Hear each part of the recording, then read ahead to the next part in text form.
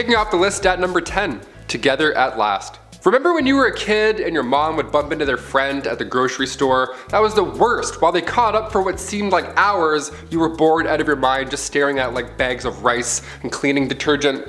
That's when the Shrews Fiddle comes in. Two women would be locked together, hands included, and face each other, all because they were too loud or they were arguing. These were used in the Middle Ages, most commonly in Germany and Austria, and the contraption would have 3 holes, one for each wrist and the third for your neck. Now sometimes they would attach a bell to these Shrews Fiddles to alert the town that the victim was walking by, in order to talk smack, maybe huck a tomato or two.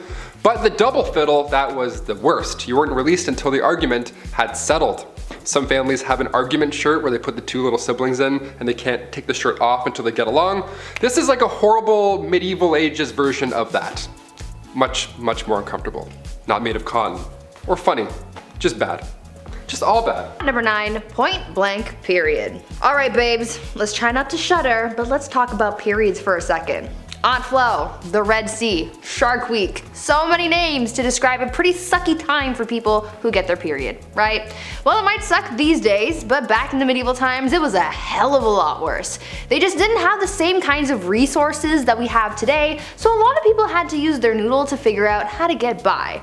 Period products weren't really a thing back then, so people had to get creative. They would use rags or other linens to fashion a pad, but underwear also wasn't really all that popular yet, so they had to find a way to keep things in place. They would also sometimes fashion a makeshift medieval tampon of sorts where they would wrap cotton fabric around a twig and shove it up their hoo-ha. Sounds mighty uncomfortable if you ask me. Some people would also seek out bog moss because it was remarkably absorbent, so they would make their period products out of that sometimes too.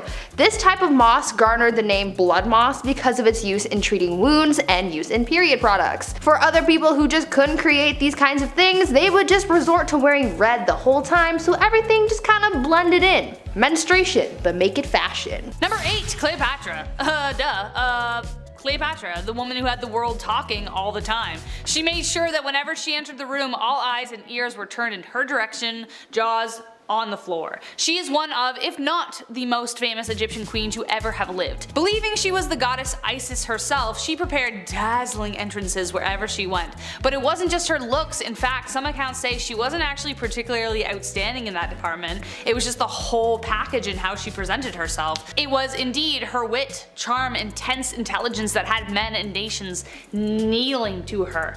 Her brother slash husband wasn't a huge fan, as it was clear she was always trying to get past him to hold the whole title. But one way she overstepped her husband was when she had herself delivered to the Roman Emperor Caesar wrapped in a carpet naked.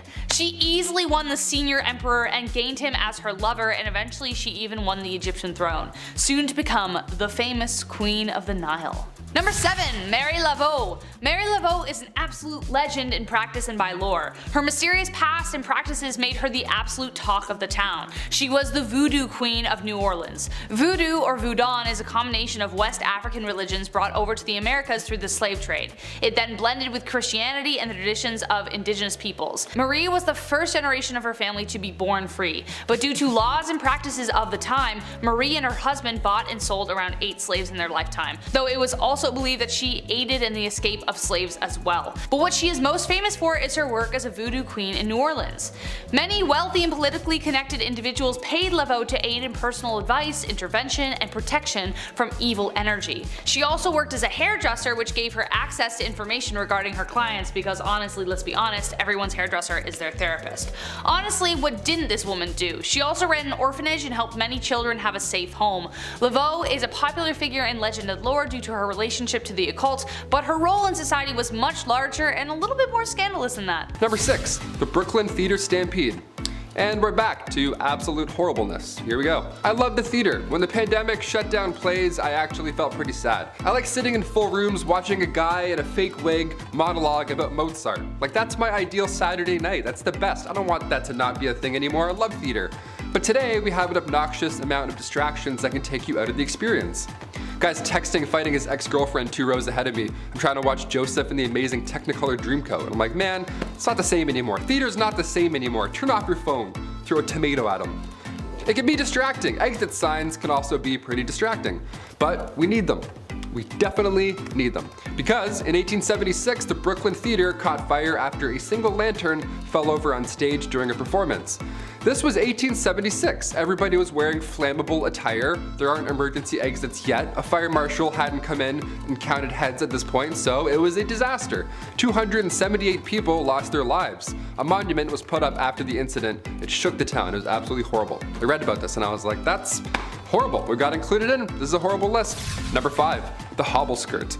Yeah, so when people can't get out of burning theaters, it's stuff like this to blame. Just from this 1910 headline alone, I'm glad we don't have hobble skirts anymore. The June 12, 1910 headline reads, "The hobble skirt is the latest freak in women's fashions."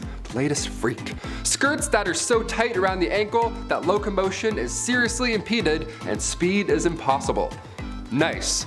I'll take 2, debit. Doesn't that sound like a bad time? Why would anyone want this? Sounds like you're gonna be late for everything. French designer Paul Poirier made these to free the bust, to free the, have a lot of room in here, whilst shackling the legs. So you in turn you can't move. Just what you need to move around uneven stone roads, I guess. Love the practicality on this one, Paul, thanks. Despite how ridiculous and unsafe the hobble skirt looks and acts, only the wealthy could afford such a thing.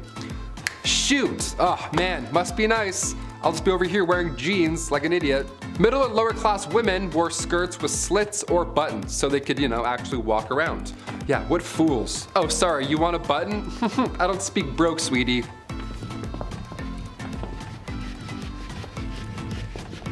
Number 4, Fa Beans. Well, after all that sweating and being around all that foulness, ladies needed to detox. How about a nice face mask made of beef? Yes, that's right. To keep their skin young and beautiful, they would drape a slice of beef over their face. Nothing like a little Hannibal Lecter before bedtime. Now, I hear you saying, well, Chad, that's not that bad. Okay, but think about this though. For the time period, that beef was probably yucky due to food processing practices of the time, and there's just no fridges. That means it was stinky. I hope it was at least winter before these ladies decided to beef up like that. This process of beef was supposed to rejuvenate the skin because beef contains some important vitamins for such. I can't recommend that. You just walk in with the beef and, hello darling, yes. Gross. Number 3, Hot Christmas. This is just so dumb. I'm just gonna go ahead and tell everyone at home right now not to do this, because I know some of you, and some of you are gonna be like, oh, thanks, Chetty, that's cool. No, don't do it. I'm a doctor, a lawyer, and a firefighter. Basically, this was a super fun game that felt like something out of Johnny Knoxville's head, not Victorian families gathering at Christmas. Basically, they would gather at Christmas to play a game called Snapdragon. You get a bowl of raisins and almonds, you pour some brandy in there, and maybe one out for your homie, and ignite the brandy. Once the bowl is on fire, the family will compete to see who can grab the flaming treats and eat them the fastest.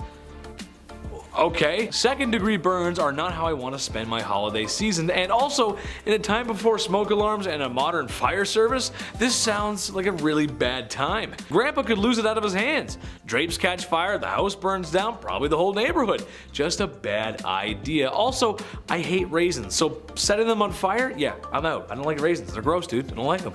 Number 2, landowner. I was shocked by this one too, honestly, but yes, women could own land.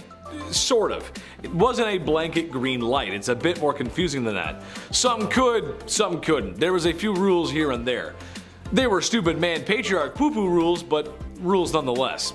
In Normandy, for example, only men and their sons could possess land ownership. In the Basque region, both sons and daughters could inherit land. In England, both could, but if there were any surviving men or brothers, then they would be considered first, and not women at all sometimes. So, no, it's not as open as today, and you probably would catch some strange looks as a woman rolling up to an empty lot and staking your shovel in the ground. It makes life a lot easier if there aren't so many rules, and I know you guys agree with me at home. The less red tape, the better, right? And be nice to girls, be nice to women. Number 1, artists. This one hits home. I think Chris can agree with me on this one. A lot of male artists, writers, and poets get remembered from history, but there was a few decent female ones too. We gotta give them some spotlight. It sucks that males get all the spotlight. To me, this makes sense. In my experience, a lot of girls I knew growing up had natural talent for arts. I remember growing up in school and art class was always one of my worst subjects. No, not because I didn't follow directions, but my art never came out the way I wanted it to. I didn't feel the motivation, babe. I couldn't see the motivation. Most of the girls in art class just passed with flying colors. No pun intended. And for writing, well, besides my dyslexia, if you looked at a paper I wrote in the 6th grade versus a girl from my classroom in the 6th grade, what's the difference? Well, you can actually read hers. Mine are terrible. All grade school antics aside, notable artists and writers include Clarica Gouda, that's a cool name, and Hildegard of Bingen. Names you might not know, but for sure are worth a Google search. Number 10, working in general. I know. World War I, 1914 to 1918. If you didn't guess already, this wasn't the age of women, or at least treating them right. Just wasn't. This, however, was the beginning of things changing. The war had a lot to do with that.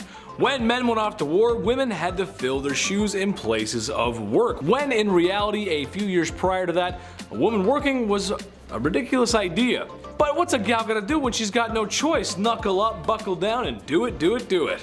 It might seem silly today to even mention women going to work, but this is good history. In the beginning of women's suffrage, really the middle of it.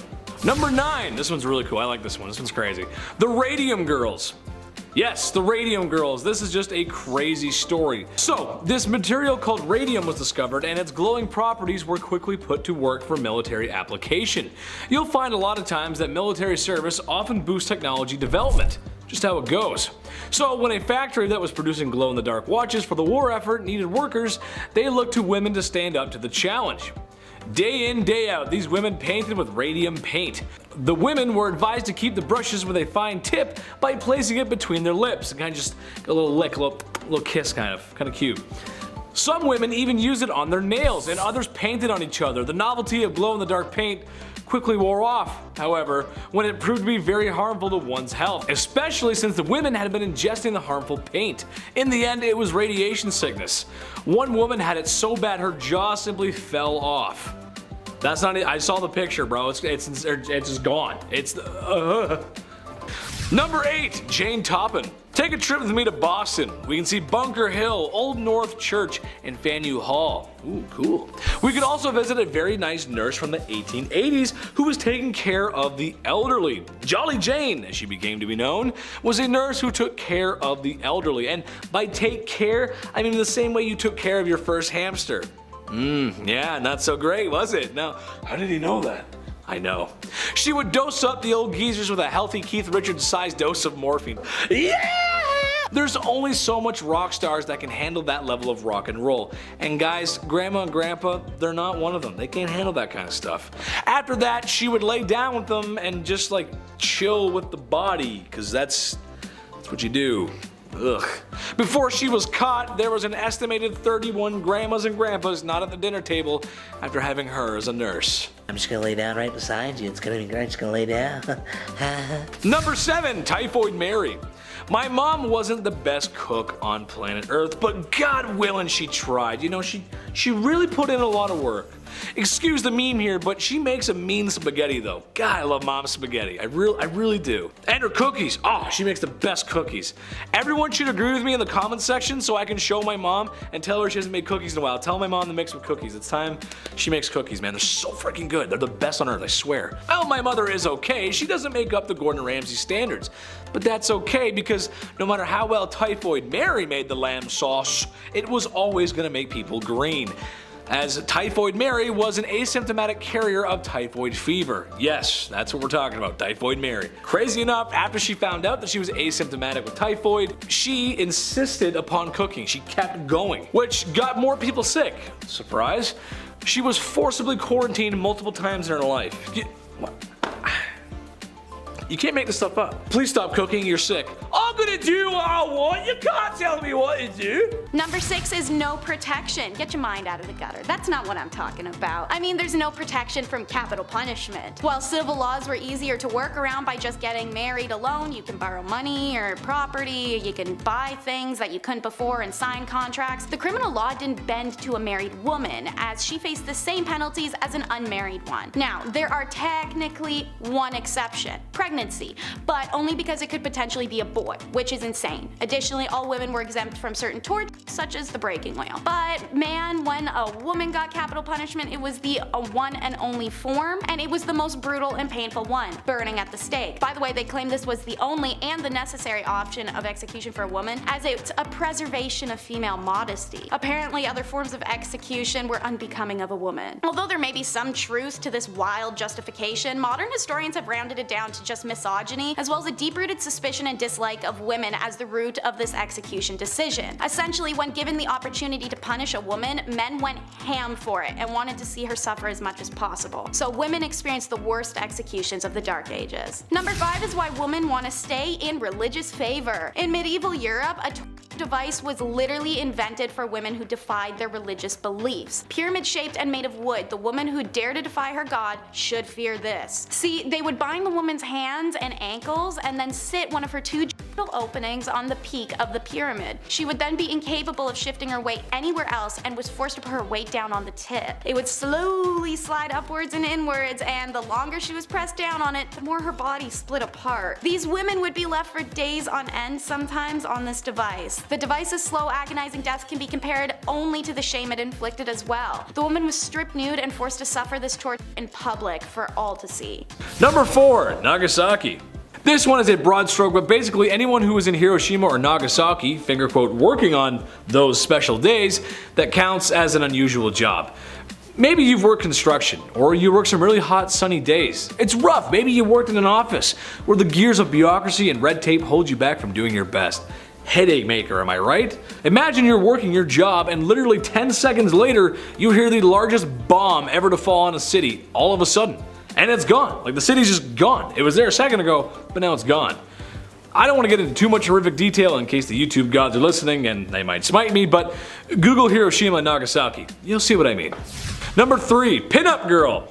Models, actresses, and anyone who had hips that don't lie had their images printed, painted, and posted everywhere for informal display. That's right, informal. Intentions on this one are completely dishonorable, but at the same time might have helped. I don't know. Where would we be if Betty Grable wasn't showing some ankle on every B-52 bomber that was Berlin bound? See? Exactly. I know. Ask Grandpa, he'll tell you. While these glamorous ladies may not have been directly involved in the war effort, it was their job to remind those boys just what they were fighting for.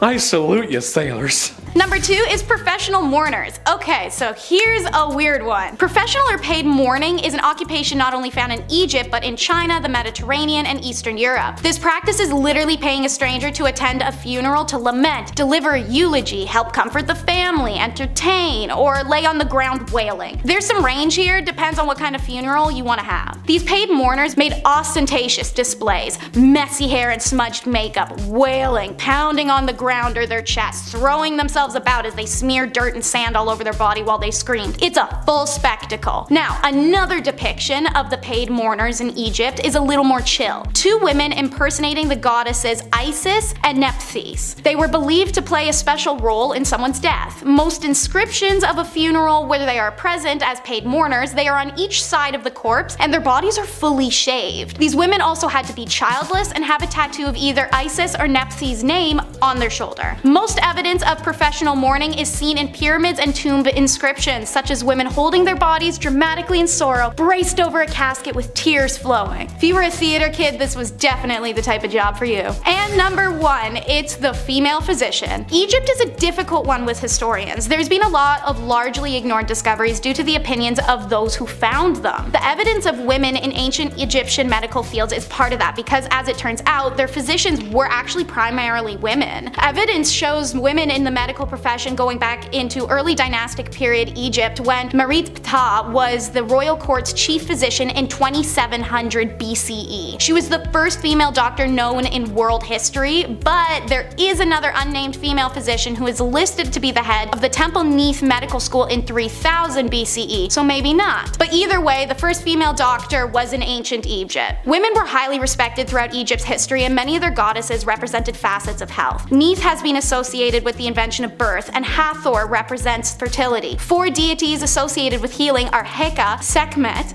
Serket, and Nefertum, which are all female. So, bizarre claims you may have heard that no women are involved in Egyptian medicine don't accord with the values of their civilization, which were incredibly equitable. By this reasoning, there were no women involved in anything of note anywhere in the world until the modern era, because history books make no mention of their contributions. But it's all up to say. Such as the first one to make me puke, number 10, denailing. It's one of those torment styles I feel needs no explanation. The name kinda says it all, but to include you in the horror, the definition of denailing is the forcible extraction of fingernails or toenails or both. And man, was it a favorite method of the medieval times. And a fun fact I learned, the term cutting it to the quick actually originates with this horrible punishment. The quick is the nickname for the fingernail skin, aka hypocochium. So when you're cutting it to the quick, you're digging up someone's fingernails. In its simplest form, denailing was done by first constraining the prisoner on whatever tabletop or chair, whatever you got ready to tie a person to. Then metal forceps or pliers, often heated over fire until red hot, grasp each nail at its edge and tear it from its nail or toe bed. Okay, Ma, this right here is why I am okay with the fact you never broke my nail biting habit. Unfortunately for me, the other variant of this would have still worked, because in version 2, they wedged something under the nail first and then hit it inwards to separate the nail from its bed. This was a favored method of the medieval German witch hunters, who would dip the wooden skewers in boiling sulfur before wedging them in, which would burn the incredibly sensitive flesh of the underside of the nail. When enough skewers have been driven home to ply each nail loose from the bed, only then is the nail torn from the root with a pair of pliers. Okay, one and done. Let's hit number 9, which is stocks. And just like the stock market, it's scary and confusing. The people involved are sitting on their ass. Sorry, the joke was there, I had to go for it. So, stock is both physical torment and public humiliation, the best of both types of medieval punishments. Okay, so you know that thing where they bend you over and they put your head and your wrists in it like this, as seen in the beautiful period piece Shrek? The stocks are similar, but for your feet. Difference is that a person is placed in the stocks sitting with their legs extended in front of them and their feet are locked into place. Sometimes their hands or their head might be chained for funsies too, but overall they're left lying on the ground, or if they're lucky they have something under their butt. Stocks could be found in the most public places available, where a town crier would come out shaking that big ass bell and telling the bored masses they could contribute to punishing offenders against the standard of conduct of the time, aka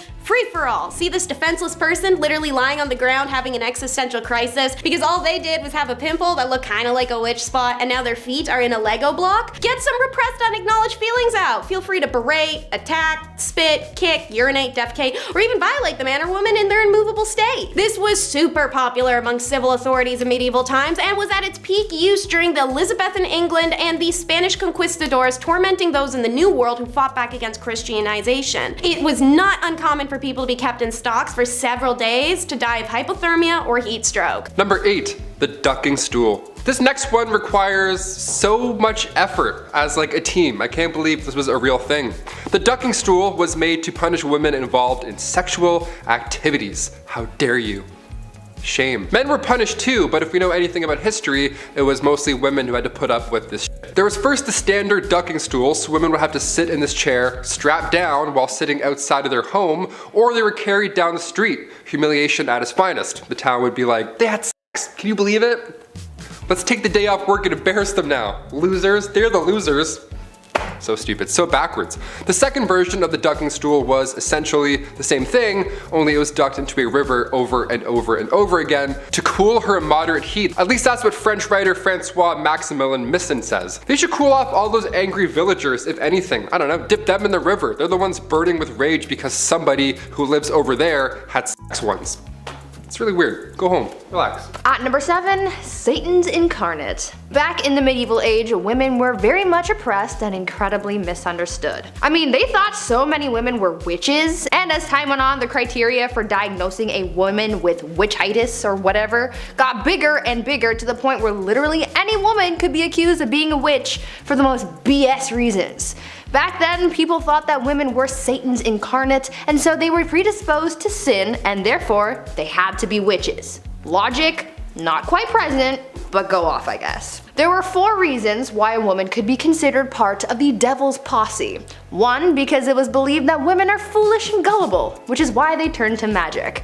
2, because women are insatiable when it comes to their carnal pleasures, and so they seek out help from the devil to satiate their needs. 3, because women talk a lot and we speak lies apparently. And 4, because women are weak, and the only way we can seek revenge is by using magic powers and spells. Now what in the balls is this all about? I don't know. Maybe men in medieval times were just jealous that they couldn't kiki it up with the devil, or because they knew deep down that women run the world. Number 6, Louisa Casati. Also known as the Divine Marquise, we have yet another woman of mystery on this list. Louisa Casati beguiled everyone she came across. She was a young, well-born heiress who married into the Lombardy aristocracy. The mundane was an insult to her. She dressed in extravagance wherever she went, dyeing her hair fiery shades, darkening her eyes with makeup and contouring with kohl. Her guiding principle in life was to imitate art, as opposed to art imitating life. But due to her extravagant presentation, she became the muse of dozens of famous artists. Thanks to her immense fortune, she traveled the world, leaving a trail of lavish parties that even Gatsby would gawk at. Every party topped the last. She had a collection of very special drugs, naked servants gilded in gold, wild animals. Her tombstone reads, "Age cannot wither her, nor custom stale her infinite variety." Number 5, Madam CJ Walker. Madam CJ Walker broke records and blasted through glass ceilings as the first self-made female person of color millionaire in America. She made her fortune thanks to her homemade line of hair care products for black women. Her parents were slaves who worked in Louisiana, but she was the first of their children to be born free after the Emancipation Proclamation. After an experience with hair loss, she created the Walker system of hair care. She had a knack for self-promotion that started by selling directly to the clients and then employed beauty culturalists to hand sell her wares. She not only continued to build her business, but she also kept a hand behind her to help lead future generations towards success. Walker used her fortune to help fund scholarships for women, donated large sums to NAACP and the Black YMCA, among other charities. An absolute legacy. Number 4, Lead Based. When I started here at the studio a year and a half ago, maybe 2 years, I was like, okay, I gotta put on face cream maybe. A lot of lights, a lot of HD. Time to get rid of these bags under my eyes finally. I don't know, maybe drink some water. See what happens. Finding a skincare routine of any sorts is easy now, dare I say. The lovely World Wide Web has our back. You can learn how to draw your eyebrows on while listening to true crime. It's wonderful where we are today. But the cosmetic game, back in the 18th century, not great. Turns out wasn't that great, not that safe. RuPaul's Drag Race would have been a lethal sport, know what I mean? Back in the 18th century, lead mixed with vinegar was often used to make your face look, more pale. The Victorian look, I guess, gotta have those veins pop out. A splash of sulfur for those freckles. Horrible idea.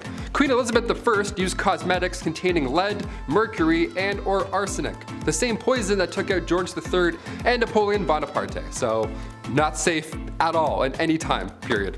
In fact, arsenic was on the priority list of hazardous substances, and toxic metal exposure is still an issue we're facing in this era, let alone Victorian. Number 3, the Kensington System.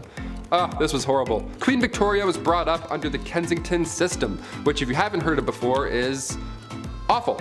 I was grounded more often than not growing up, I'll admit, I was the youngest of 3, so I tried some shady stuff every now and then, but this is another level. At least I could go to the washroom without supervision, you know what I mean?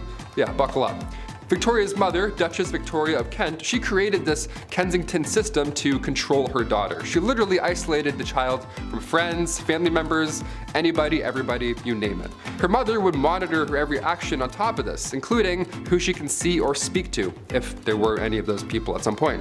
Victoria only had 2 playmates growing up her entire life. She had her half-sister, Princess Feodora of Lenigan, and then the Duchess attendant, Sir John Conroy, his daughter, Victoria. I mean, I had like 4 friends growing up, maybe 5 and a half, but this is just cruel. This is just unfair. Especially with a royalty too, you'd think you can have more things. No, less. She shared a room with her mother until she was a queen. That entire time, she literally couldn't walk down the hallway alone. Victoria has reflected on her childhood, and yeah, in case you're wondering, she hates John Conroy. She referred to him as a demon incarnate, so she's got the words. Number 2, Crypt Pics. Look, it's a part of life. It happens. You live, you love, and depending on how much your wife likes interior design, you probably have a sign hanging up like that in your home somewhere that says something like that. You know what I'm talking about. And after spending all that time in HomeSense, it's all over. Fade to black, cease to exist, the forever box. There's a whole process and respect in the undertaking business. The Victorian era had a strange tradition, however. How about taking photographs with the body of a family member who has recently passed on? Yeah, that's right, I know. I couldn't believe it, really. People would sit there for minutes taking photos of those who are no longer with us because the process of taking photos was not great. This isn't the digital age, after all. This is something that the Crypt Keeper would make you do. Keep them in the album or something. Just not for your everyday family, man. That's just weird. Yes, now we're going to take photos. Like, that's just weird, you know what I mean? It's just weird. It's weird. Number 1, Jack the Ripper. Listen, the women of Victorian London feared this guy. And how can you blame them? A terror that seemed to come from nowhere and could strike from anywhere. Humans unaliving other humans is nothing new, and it probably won't be old. It won't get old soon. This is what we do. It's kind of our thing. But this was the first modern serial unaliver. Jack the Ripper's identity has never been found. It's only been speculated, and some studies suggest that it has been revealed, but it's really hard to pinpoint something that happened that long ago. He was nasty and the crimes were awful. The photographs of the crime scene do not exactly follow today's media rules or decency, as it's really just horrible and it's just really messy and bloody and just gross. It's kind of hard to talk about this era without Jack the Ripper. Women should feel safe at night no matter what era it is. That's right, ladies, I'm on your side. Number 10, farming. In a world with a lack of food, not because I ate it all, which is honestly a good reason, peasantry had to work on their farms, not only to feed the rich, but also themselves. So if the men in your household are ill or sick, then that means it's Rivet Rosie time, or farming Fran time, whatever you want to call it. I don't need to tell any farmer out there how tough their job can be. Being a medieval woman farmer, that's tough. Also, they probably weren't allowed to wear clothing that was more suitable for plowing fields. And of course, there's a woman trying to do a man's job. How dare she? People just should have let them be. There's a good chance the crops wouldn't make it either. A green thumb would have come in very handy. A tough job nonetheless. Number 9, Beer Maiden. This one goes out to any woman who's ever had the pleasure of working at a certain restaurant that's fixated on women's chests. You know the one I'm talking about. Or any woman who had the absolute pleasure of working at a golf course clubhouse. Keep your mitts to yourself, you filthy animals. I can't imagine the bar maidens of ye olde times had better luck. There really aren't a lot of laws to protect them either. But basically, they helped serve ale in the taverns and inns, which brought in all kinds of unsavory types. Mind you, it's not as bad as it would be in Skyrim or, other fantasy RPGs, but it's still a sour bunch. Sometimes there were just barrels of ale and the maiden's job was to simply just keep filling the tankards and handing them out. I'm sure she was well respected and not even once ever had her personal space infringed upon, right? Of course not, no. Number 8, the Canary Girls. A very similar story to the previous, but perhaps one you may be unfamiliar with. The Canary Girls sing a familiar tune to that of the Radium Girls, except it wasn't radioactive, but rather just TNT. How could TNT be harmful besides when it blows up, right? That's what I thought. The only trouble I've seen with TNT is when Wile E. Coyote accidentally blows himself up trying to get the Roadrunner. That's where I get all my scientific knowledge from. I'm a scientist, what can you say? Well, besides cartoon antics, TNT was quite harmful due to the chemicals that made it up. So harmful, it would make the women sick. It would turn their skin orange and hair yellow, like a Big Bird yellow. Yeah, that yellow. It even sadly affected children born whose mothers had been exposed to the chemicals. Canary babies, as they were so called. This is why we have work safety rules. And ladies, next time there's a global conflict, check what's in the factory first before they throw you in there. You don't want to catch any of that, that's bad for you. Number 7, ambulance driver. Chauffeurs and drivers were a man's job when cars began to take over the roads. You gotta imagine this is a time when cars are still really new. However, why use a man there when we could use him in the trenches? Many women were trained and drove ambulances from the battlefield staging area back to a safer area where doctors and nurses await your arrival. The pay wasn't great, there was lots of screaming, and a slight chance of getting shelled by German artillery. There's a part of me that always gets nervous while watching footage of this time period. Like the cars just look kind of flimsy, right? And they look like they could fall apart at any minute. And driving through the mud and the blood, top speeds only are going to be around 20 to 30 miles per hour tops. Cars get like 40 horsepower at most, which in case you didn't know is very slow. Usain Bolt on his best day runs twice that speed. I don't know, but you ever see that footage and the cars are so like, you know what I mean? Like it looks like they're gonna make it up the hill. It's weird. Number 6, Belle Starr. You know, for those who enjoy adult entertainment, her name kind of sounds like it came from there, right? Anyway, she was a cowgirl and outlaw in the 1880s and in the Lone Star State. She was married to an Indian and oftentimes as a couple would offer help to other outlaws needing refuge at their ranch. In 1883, her and her husband were caught trying to steal a horse. Very RDR of them. And spent time in the old slammer. They continued their outlaw ways until it all went Dutch Vanderlyn, meaning it didn't go very well. One day, like any other good western, a stranger had come to the ranch, kind of out of nowhere, and gave Belle Starr a taste of the law. Just happened to be with a big iron. To this day, nobody knows what happened, who the stranger was, or why she was bang bang. No one knows. No one. It's crazy. There should be a movie about that. Big iron on his hip, all fancy anyway. Number 5, Mary Surratt. I actually didn't know this one, but perhaps maybe our American audience remembers. Some will recall a time when America was divided in twain. After all, a house divided amongst itself cannot stand. A certain top-hatted bearded president did his best to restore the Union. It took a lot of years and lives, but he managed to do it. However, some were still not pleased. A one John Wilkes Booth, to be specific, had to ask the president a leaded question, if you catch my drift. Well, after assassinating one of the most beloved presidents in American history, he needed to hide. You gotta hide after that. And Mary Surratt was the woman who'd let him hide. So I think aiding and abetting, as well as harboring the most wanted man in America at the time, counts as scandalous. She also had some other anti-union behavior as well.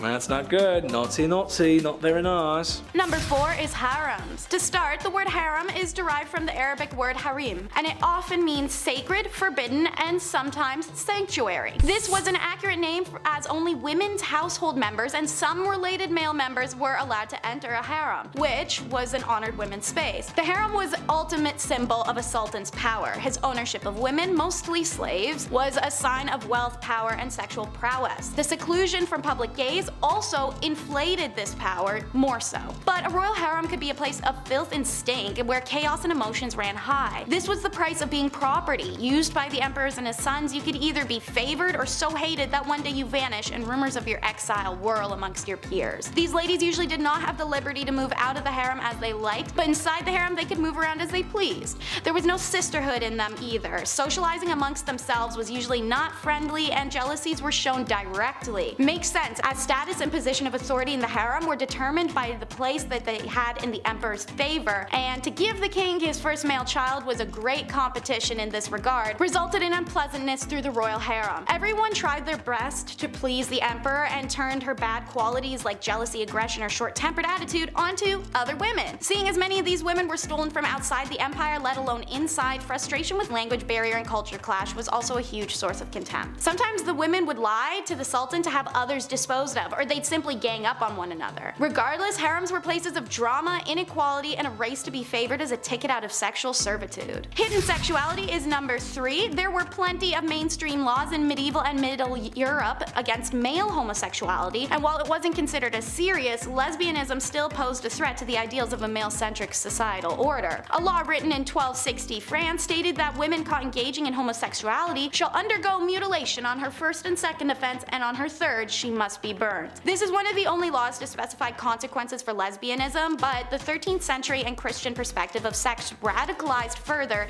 into modesty. Lesbianism was equated to sodomy at that time point and therefore carried a similar sentence: death. There is sufficient evidence of lesbians in Middle Ages, most of which come from the church. Turns out many nuns were sexually active lesbians, and the church directly acknowledges their presence by having to pass laws establishing penalties for nuns caught having sexual relations with each other. So not only were they having sexual relations with each other, but it was enough that the church had to do something about it. For example, during the 8th century, Pope Gregory III gave penances of 160 days for unnatural female acts. Still, no torture or death though. This is because as long as phallus or other phallus-shaped objects weren't used or involved, the relationship wasn't considered real intercourse. Real intercourse involved procreation after all, so eventually when Christianity upped the ante, however, any sexual act that caused pleasure, which now included lesbian intercourse or plain old self-stimulation, was now considered sin. So like most women of the Middle Ages, even bisexual and lesbian women had to settle down for a man at that point. Anyone who struggled with sexuality can imagine how dreadful it would be to live that way.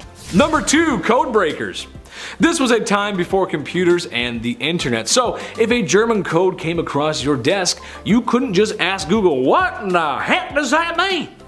We owe a lot to the code breakers. Shout out to Alan Turing, because he's pretty smart. But it's the women in all the military offices everywhere, in every allied nation, working every day to make the enemy's information get revealed. It's actually very important that happens, trust me. Which in the long run saved lives. A lot of lives. I'll be honest too, some of the stuff they had to help decipher wasn't easy. I struggle enough with Call of Duty zombie Easter eggs. Yeah, don't call me for that. I'll carry you to high rounds, but I can't solve the Easter egg, man. I'll carry you, but it's not gonna happen. Number 1, everyone else. This one goes out to every woman who in some way or another participated in the world's worst conflict. Mothers, nurses, doctors, code breakers, everyone. I'm putting a blanket over everyone here because there's too many not to mention. But the point I'm getting across is that we could not have done it without the help of girl power. And here at Bumblebee, we remember that. And me, Chetty, your local Chris Farley or John Candy or something in between, whatever I am. Remember, I salute you ladies. Thank you for your service. And at number 10 is jewelry making. Egyptians saw deep spiritual significance in their jewelry, but also had a love of aesthetics. And those two things combined to create some of the most unique and lavish jewelry found in history. Worn to ward off spirits, protect health, bring good luck, and more, there were even certain colors and designs that were associated to certain gods and powers. And so Egyptian jewelers followed very strict rules regarding the mystical aspects of their jewelry creations. While a woman usually would not be a metal worker in Egyptian society, it was very common for her to be making jewelry. The tools were smaller and the process required less heat and thus less danger for her. Metalwork techniques included precious metal sheets that were cut and shaped, notched together. Wire work was accomplished through strip twisting. Pieces could be held together with this wire stripping system or crimping techniques. These strips were also how link chains were accomplished, as well as the securing of beads or the backs of earrings. And for jewelry designed exclusively for burial, the metal was often quite thin, as the jewelry of the deceased was not subjected to the wares of everyday life. Precious stones, ivory, real flowers, and shells were all common ornaments, as was name engravements, but it was more common with royalty. Jewelry makers were women of high status due to these contributions and the revelry jewelry held in ancient Egypt. For number 9,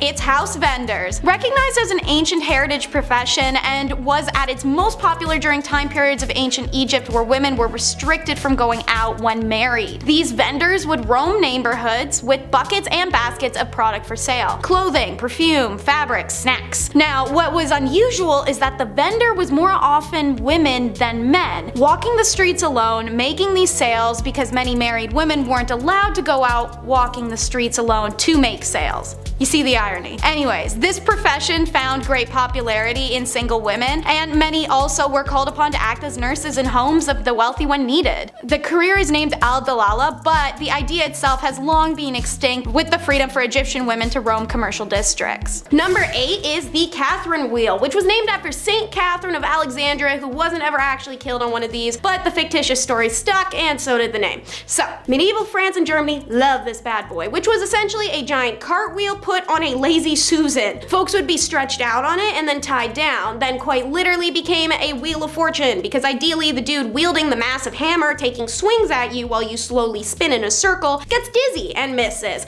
More often than not though, folks ain't that lucky. This wheel would be spun nice and slow over the hours, and the hammer wielder would break different limbs as they circled past him. Once all the limbs were reduced to spiky bone fragment skin slabs, sorry, but the person was left on the wheel to die. It could take hours, even days, before shock and dehydration did its course. If your offense was less severe, or you could bribe someone, or you were at least well liked, the first blow would be to the neck in hopes of smoking you quickly, known as coup de grace, aka blows of mercy. Otherwise, they went from the feet up, baby, and the number of sequences of blows are specified in the court sentence. How How, as a lady, did you earn the Catherine's wheel? Cheating, witchcraft, treason. Next up for number 7 is the piquette. The perfect device for your DIY executioner. All you need is a stake, a hole in the ground to stick it out of, some rope, and a little bit of friendship. It was usually used as a military punishment, however the piquette did make its rounds, even ending up in a famous illustration of a woman being subjected to it during the French Revolution. Alright, so what you need to pick up from your Hobby Lobby or your Michael's Craft store is a stake. You're gonna stick one end of it in the ground and then the exposed end facing upwards. Make sure to grab a saw and sandpaper because you're gonna need that exposed end to be sharpened to a rounded point, not a pointy point. Now grab some rope and your malefactor, who is typically a soldier who had disobeyed order or a woman accused of witchcraft or sleeping around. You're gonna use that rope to suspend them from the tree by this region of the thumb, while the sole of their opposite bare foot was balanced on top of the stake. The point of the stake was sharp enough to jab into the arch uncomfortably, but not enough to pierce your foot. Want to get the pressure off? You have to regulate all your body weight into the thumb that's suspending you. And yes, you may be thinking, wouldn't that tear your thumb from its socket? Absolutely, which is why you'd shift your weight back onto the painful foot.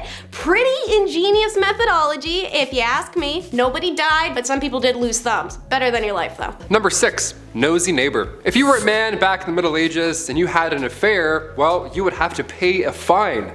And then that's it. You would go back to your life. But if you're a woman, like everything else on this insane list, it was so much worse. Affairs happen a lot, okay? It's normal. Remember that Ashley Madison scandal back in 2015? It sucks, but also it's not surprising at all. This isn't news to us. Back in the Middle Ages, women were treated the worst for these affairs. They would take their noses off. They would literally take a woman's nose and or ears off of their face because they had an affair. Frederick II used to punish adulterers by using rhinotomy. That was the removal of one's nose. The whole point of this was to make the victim unattractive. Isn't that the worst thing you've ever heard? This is a real thing people did, swear to God. Thing is, nobody is running around confessing that they're cheaters. Somebody has clearly spilled the beans, so they knew what was gonna happen if they got caught, yet they would still rat each other out. Meanwhile, the guy just pays a small fee. Snitches get stitches. Just saying. At number 5, married young. Lots of people get married at different ages. I mean, I know people I went to high school with who are already married, and I know people who didn't get married until later in life. But in medieval times, women, or rather girls, were getting married off at very young ages. At just 12 years old, a girl would reach the age of maturity and was then entitled to marry, usually to someone her parents had already chosen for her. To me, that just sounds so unfair, right? I mean, this kid hasn't really been able to live their life, make mistakes and learn from them, and now they're expected to be a wife and soon a mother? I could never. I mean, I'm only 22, so I'm not even thinking about those prospects, but I couldn't even imagine the amount of pressure that would be on a 12-year-old at the time. What's worse than just the age at which these girls got married was the treatment that they received from their husbands. Under civil law, a husband was literally allowed to physically harm his wife. In moderation, of course. It was actually a medieval tradition for husbands to, quote, treat his wife as a pupil and teach her manners. As you could imagine, this made a lot of wives really mad, and so many wives offed their husbands. But things rarely got better after that, because if they were caught, they would be sentenced to burn at the stake. Note to self, don't get married in medieval time. Number 4, Mary Wollstonecraft. Mary Wollstonecraft is a feminist icon who began setting the groundwork for women's rights all the way back in the late 1700s. She authored A Vindication of Rights of Women in 1792, which is considered the earliest treatise advocating for women's rights. Wollstonecraft was born in the age of the Enlightenment in England. The Enlightenment is pretty much as it sounds, an intellectual period which advocated for reason to obtain objective truths. As part of this movement, Mary and her sister founded a girls' school in London in 1784 to educate young girls.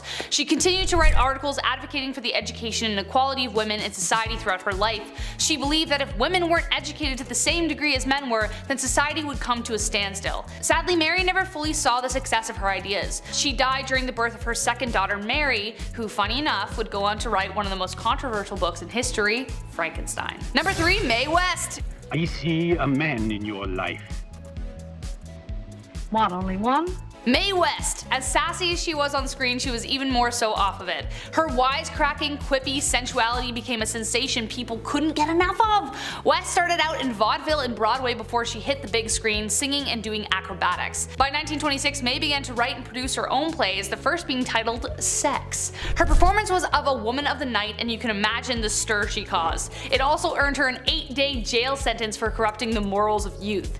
She loved to ridicule social attitudes towards sexuality, which became a part of her trademark style. She was also a big supporter of the gay community, even writing a play called Drag as a celebration of drag in New York City, on top of it being a living room comedy. As you can guess, this also stirred up some serious controversy. But despite it all, West seemed to enjoy the reaction of the private and reserved public, loving every minute that it made her famous. Number 2.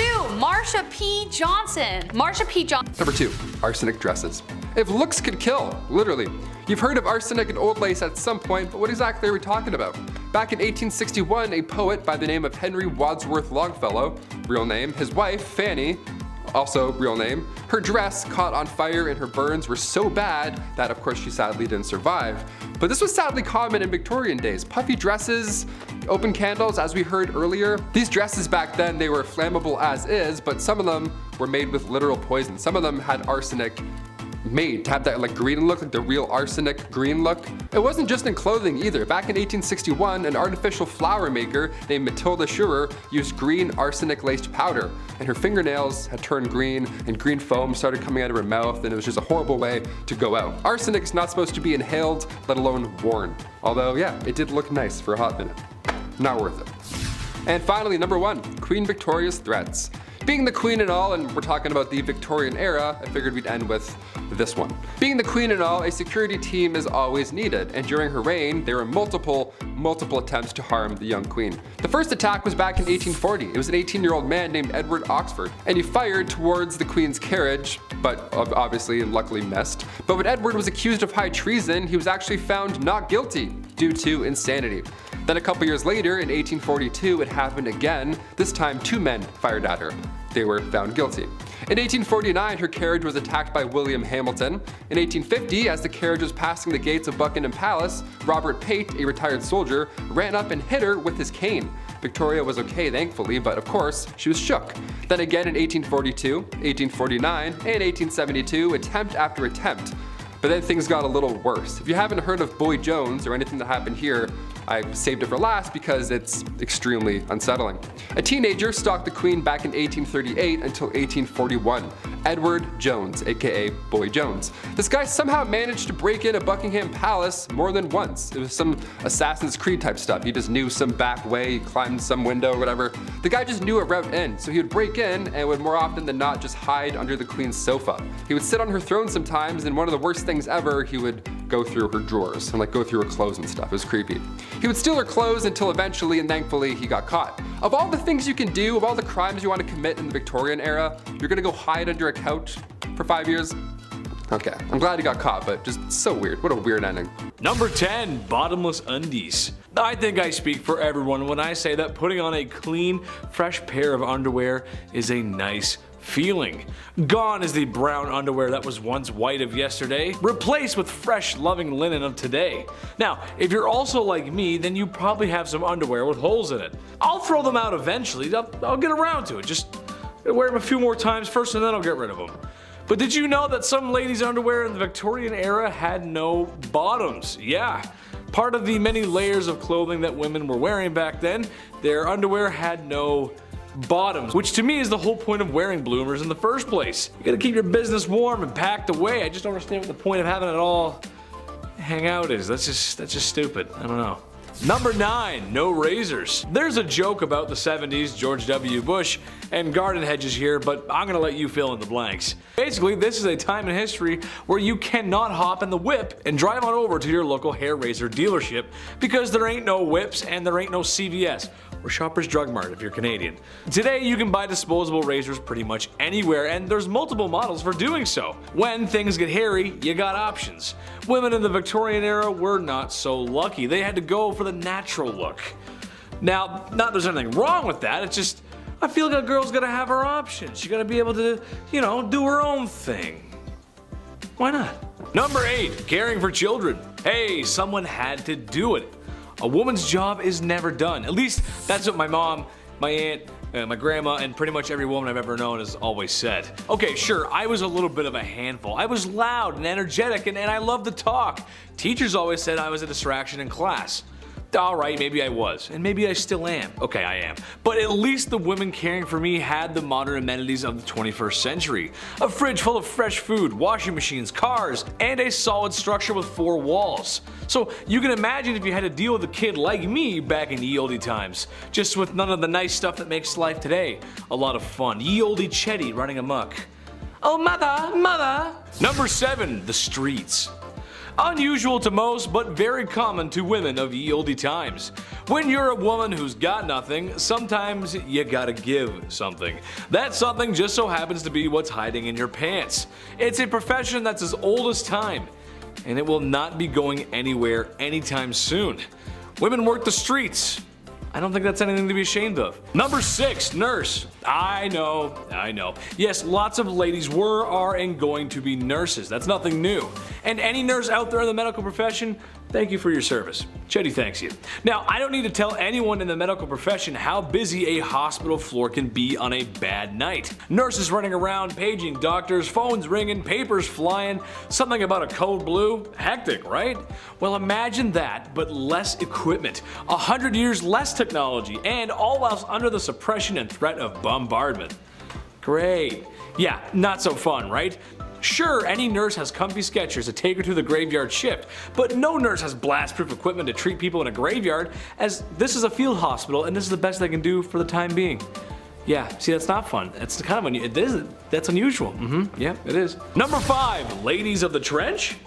This makes sense. A lot of sense, really. And as weird and crazy as it might sound, it might have made the men feel a little bit better. Trench life was awful. Refer to my World War I videos here. They're pretty good, I promise. Mud, blood, rats, disease, sickness, machine guns, barbed wire, no man's land, chemical warfare, and sadly, when all that was done and gone, brutal, borderline medieval hand-to-hand combat. That just must be terrible. I played Battlefield 1, that's fun, but in real life, that's just not fun. So when soldiers were taken out of rotation for a little R&R, they might be pleased to see a brothel on wheels. That's right. Or when visiting certain northern towns in France, a very legal brothel houses, if you will. When Americans joined the fight, of 1,000 men being treated in hospital, 190 were being treated for a brothel-related sickness. Go get them, boys. Some men would even ask for ladies who were known to possess such qualities, because they knew if they caught it, it meant 30 days in a bed and not in a trench. That's honestly such a big brain play, I can't even. Number 4, Lizzie Borden. Lizzie Borden took an axe, gave her mother 40 whacks. When she saw what she had done, she gave her father 41. Huh, isn't that nice? Oh boy. Yes, that's right, the late 1800s teenage daughter who maybe perhaps pulled an O.J. Simpson. Nah, we're not sure, I don't know. Maybe she did not sort of brutally unalive her families. No one else was found at the scene, and then she was acquitted. That sounds just like OJ. Which, given how women were treated back in the day, is kind of strange, because it just feels like women who are clearly not guilty were punished for stuff they didn't do, and women who are for sure guilty get off free. Her alibi was that she was in the barn when it happened, and then she walked to the house and, Mom and Dad, what's going on here? Let me just wash off my bloody shorts here. What? Who did that? What? That's crazy. Number 3, Mary Ann Cotton. Marriage can be tough, sure, but Mary Ann Cotton is the reason today you can't collect on life insurance when your spouse mysteriously, get your finger quotes out, mysteriously passes away. It all started when she predicted the passing of her stepson, and then it happened. That's weird. After that, it was her husband here, and then another husband there, and well, it's starting to get a little fishy, don't you think?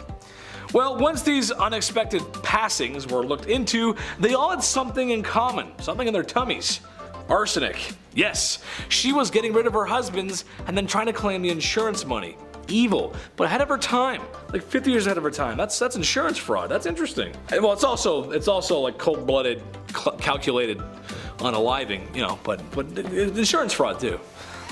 Divorce was a nightmare, which is why it's number 2 in our countdown. Laws worldwide were unforgiving of divorces, literally always to the woman. In Chinese laws, a woman could only divorce her husband if he mistreated her family, not even her. He, on the other hand, could divorce her for anything. Some accepted grounds for divorce were failure to bear a son, evidence of being unfaithful, lack piety to the husband's parents, theft, suffering a virulent or infectious disease, jealousy, and talking too much. A pretty superficial list. But in Chinese society, divorce was a serious action with social repercussions for both parties, so consequently divorces were not as common as they may sound. She could not be divorced if she had no family to return to or if she had gone through the 3-year mourning period for her husband's dead parents. And speaking of family, during the Han Dynasty, unmarried women brought a special tax on their family, and women with babies were given a 3-year exemption from the tax and their husbands a 1 year. So there was a huge push to get married. Meanwhile, in medieval England, their similarities are stark. They too had a small number of divorces despite an expansive list of reasons to do so, such as there was a discovered blood relation between the individuals, or impotence, or fear used to obtain consent, marriages entered into under false pretenses, things like that. In many of these cases, the lack of sufficient evidence made them difficult to prove and thus deterred people from taking their cases to court. And number 1 is the tradition of foot binding. It existed for around 10 centuries, and there are women alive today who still have feet that are the result of feet binding. Foot binding involves systematically breaking the feet and shaping them inwards. This tradition started in the 5 Dynasties 10 states period of the 10th century, when beloved concubine of the emperor built a gilt lotus flower stage and performed a dance on bound hoof-shaped feet. Being a beloved concubine, the other concubines of the emperor attempted to imitate her feet to curry his favor. So foot binding began within the royal court and spread through China as the next fashion fad. It's done in a ritualistic ceremony accompanied by a variety of traditions to ward off any bad luck. They began by tucking the toes under the feet and using a long, tight ribbon wrapped up to the ankle to hold it all in place. Anytime the foot grew, they broke it inwards more, a process usually taking 2 to 3 years. The foot would remain bound for the rest of a woman's life. There is a whole list of issues this caused. Outside of extreme agony and being a handicap, it caused some women pain for the rest of their life. Their walk was changed, as was their posture, and the idealism of a slim body to lighten the pressure on one's feet was all the rage. The binding of feet actually caused the women to develop strong muscles in their hips, thighs, and buttocks, so much that the characteristics were considered physically attractive to Chinese men of the area, aka the girlies were thick. When colonization came to China, Western women boycotted foot binding, going as far as to catch women with bound feet and cut off their bindings. A humiliation because these women would never ever show their bare feet to anyone, let alone even husbands. And many of these women lost their husbands when the Western boycott worked. A lot of girls who had had their feet bound in order to become marriageable suddenly found themselves abandoned by their husbands because foot binding was no longer fashionable at all. Number 10, soldier. Yes, that's right. There were female soldiers during the war. Not as many as Call of Duty Vanguard would like you to believe there was, but there was. This was the 1940s. Women were still fighting for equality, in particular the resistance groups of Europe that were fighting the oppression of German occupation, most famously being the French resistance during the German occupation of France. Women like Nicole Monet were active ground soldiers, just not in a professional army, usually operating in the shadows and with sabotage. However, every once in a while head-on-head combat was engaged. It's not a professional army, but they're soldiers. It counts. I checked. I called the chief. He said it counts. Number 9, spy. The name's Bond. James Bond. Except, no, it's not, because we're talking about lady spies. That's right. If you asked your grandmother what she did during World War II, she might say, I worked in a factory. I was a baker, a farmer, and a nurse. Somebody who worked in a military office or something like that. What you might be surprised to hear, however, is that Grandma was a spy. Yes, that's right. Espionage. I think a lot of people think about the CIA, MI6, or KGB when they think about spies, and you'd be right, as that was the golden age of spy versus spy. However, everything has its start, and it all started in World War II. The OSS, for example, is stated to have over 13,000 members. 1 of every 9 was a woman. Makes a lot of sense when you think about it. You never know who to trust, really. Could be a dude, could be a woman, could be mom, could be dad. You just don't know. It could be grandma. You never know. Number 8 is being a dancer. Ancient Egyptians loved their music and dance. They were celebratory, but also ritualistic at times. Farmers would dance to thank the gods for a good harvest. Dance groups would perform at banquets. People would go dance around the Nile in the lush season. The list goes on. Many men and women chose dance as a career, and it was a highly respected one. Dancing was considered an acceptable and normal part of life, and even important to it. Most festivals were incomplete without it. In fact, dancing was such a revered career that dancers could start as a peasant and become a high status person from it, just like being a celebrity in the way that people would go to see them perform. Women at the time were even more revered for their grace, elegance, and acrobatics. This career had 7 types of dance: gymnastic, movement, pair dancing, imitative dance, which was like acting like animals, group dances like a historic cheerleading squad, dramatic dance was female exclusive and rested in illustration, war dances, grotesque dance, and then religious chant dances at temples, and lyrical dance, which was usually a depiction of lovers. Wig makers are number 7. Egyptians loved wigs for a reason that surprises many. It helped keep their heads cool. I mean, it also helped with hygiene and scalp pests and looking pretty, but the heat thing is what really gets folks. Many Egyptians had shaved or cropped hair, and the mesh-like base of a wig versus a headscarf allowed the body heat to still escape. And as said, wigs were also a great shield from lice or other invasive bugs. The hair used in the construction of wigs and hair extensions was always human and was either an individual's own hair or had been traded or bought. Hair itself was a valuable commodity ranked alongside gold and incense in a count list from the town of Kahun, which puts emphasis on the popularity of wigs. When hair was collected for a wig, it was thoroughly combed and then sorted into lengths individually. The Egyptians invented a variety of hairdressing tools, and the wig makers would take the time to braid or coil the hair depending on the wig style, coating each with warm beeswax and resin fixative so that it would harden when cooled. The job itself isn't unusual, more so the booming industry it had. Wigs weren't worn to this extent anywhere else at the time, and while yes, they were functional against the sun, they were more so aesthetic than anything. Individual braid and extensions could also be attached to someone's scalp for aesthetics, the way that box braids, twists, faux locks, and many other ethnic hairstyles are accomplished today. Wigs were made in a type of factory setting. Archaeologists have uncovered the remains of wig factories, wig boxes have been found in tombs, and multiple mummies have been found with wigs or braided in extensions. This is a classic mention on our channel. Number 6 is the shame masks. If they tried to use those on us today, I personally don't think it'd work. The way that pride and ego function in modern days is so different from olden times, but back then I guess it must have been an efficient humiliation tactic for them to have so many of these horrible masks. That or people really vibe with the Halloween vibe. These masks, as mentioned, are meant to humiliate, and I guess there's nothing more humiliating than being compared to a pig or a rooster. 2 of their most common designs. Some would have a pig snout, bird beak, devil horns, donkey ears. Bells are sometimes attached to attract the attention to the wearer, or even whistles attached to the mouthpiece, so anytime they breathe, the stupid thing would make a sound like the Tin Man from Wizard of Oz was approaching. Although less vicious than many other torments, they could still be painful and distressing, especially if your sentence is a long one. The mask can make it difficult to eat, drink, sleep, and could attract violence from hostile people or lecherous men. They were used as punishments for various misdemeanors, but usually it was to shut a woman up. Literally. You scolded your husband, that's a serious sin that contravened the Bible's clear instructions for wives to remain subservient little...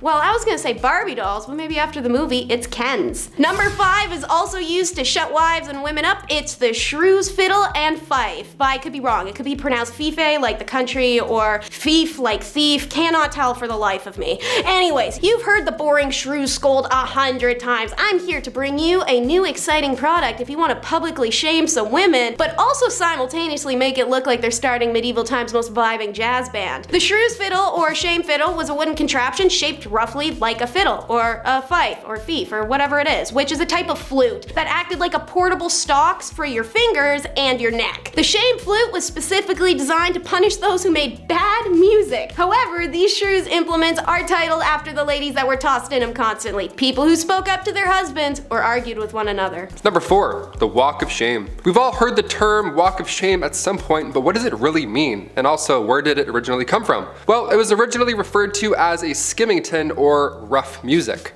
And no, it doesn't mean they would blast Slipknot this whole time. This was done to wives who were bossy or overbearing. They would be forced to walk through the entire town barefoot. All those crooked, horrible stone roads, ankles just toast. It was horrible. They would also be scantily clad too, because why not? Because men are making the rules, that's why. And as you guessed it, crowds would be waiting outside, all prepared to bang pans and yell horrible things at her. I guess these dudes just never had jobs. I don't know, they were just always on standby, ready to yell at a lady walking by through town bare feet, all because she was deemed too bossy. Okay. If you're wondering who exactly is responsible for these public humiliations, the court. The official court. Judge Judy back in the day would be like, yes or no, did you raise your voice? Okay, case dismissed. take your shoes off, we're done here. What a joke. At number 3, ladies of the night. Sometimes you gotta do what you gotta do to get that coin, right? We all have our side hustles and dead-end jobs to be able to afford rent and whatnot. And sometimes we're not exactly proud of the work that we do to make money. It was the same back in medieval times. People had to find any means to make money, and for a lot of women, they used what their mama gave them to support themselves and their families. One of the more positive sides of life for women in medieval times was the fact that being a woman of the night was actually a recognized profession. Later on throughout the times, this profession would be deemed illegal, but in medieval times, it was as common as being a baker or something. These women were actually considered to be merchants because they sold their bodies as if it was any other sellable good. Being a woman of the night was such a common and widespread profession that nearly every town in medieval times had a brothel, even in towns with small populations. So yeah, maybe they didn't have that big of a marketplace, but they no doubt had a place where you could go see some quality mommy milkers. Johnson is most famously known for her work to help support the LGBTQ+ movement in New York City for nearly 25 years. Marsha played a key role in the Stonewall riots that found the gay pride movement today. She was a drag performer and black trans woman who did everything she could to advocate for trans youth, homeless people, and people living through the AIDS epidemic. She even used money she earned as a night worker to help fund a refugee for homeless people. Along with fellow activist Sylvia Rivera, she founded STAR, Street Transvestite Action Revolutionaries, which created a safe place for homeless trans youth to sleep and feel safe. It was the first LGBTQ+ shelter in North America. Sadly, however, Johnson never got to see how far the movement would take the world, as she died in 1992. Her body was found in the Hudson River, and it was ruled that she took her own life. However, many suspect foul play, as her case was never actually investigated, they just assumed. Many activists believe today that someone had indeed taken her life. Marsha P Johnson danced, performed, and rioted her way to making the public listen to the voices people were afraid to hear, and her legacy lives on today. And last but not least, Rosa Parks. One of the loudest scandals in history that ferried in waves of change was the decision Rosa Parks made one day to stay seated on a bus. It was a scandal that transformed the world. In 1955, Parks refused to give up her seat on the bus to a white man from Montgomery, Alabama. This simple and brave refusal initiated the civil rights movement in the United States. Her actions inspired the Montgomery bus boycott, led by a young Reverend Dr. Martin Luther King Jr. Up until this point, bus segregation was enforced, and the black community was forced to sit in the back of the bus always. It was also customary for bus drivers to request that black citizens give up their seat to white citizens. So one day when Parks was riding home from work, she was exhausted. The bus driver asked part of the back of the bus to stand to make room for a white citizen. Parks was the only one who refused, and she was arrested as a result. In her autobiography, Parks writes, and I quote, "People always say that I didn't give up my seat because I was tired, but that isn't true. I was not tired physically. No, the only tired I was tired of giving in." Kicking off the list at number 10, a lot of hair. To kick off this wild part 2, I had to include the tale of the woman who ate her own hair. Why did she do it? What happened? How much hair? Well, let's find out. All the questions about to be answered. The Liverpool Daily Post back in 1869 got the attention of those passerbyers with this one. A 30-year-old passed away in the village of Lincolnshire. That's not too far off from the average life expectancy in the 1800s, but this case was a little odd. Something was off about it. So doctors asked the family if they could carry out a post-mortem, and lo and behold, a 2-pound solid chunk of hair was sitting in her stomach.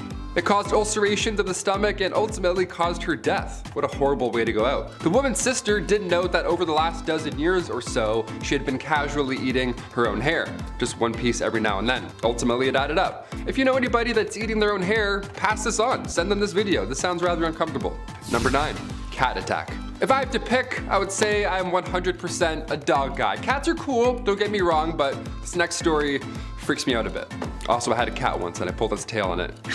Hissed at me and scratched me and scared the life out of me. So, dogs for sure. Back in 1870, a rich woman had put her time, energy, and resources into cat breeding. What a fun little hobby and lifestyle. She had tons of cats, she loved them all equally, and they loved her.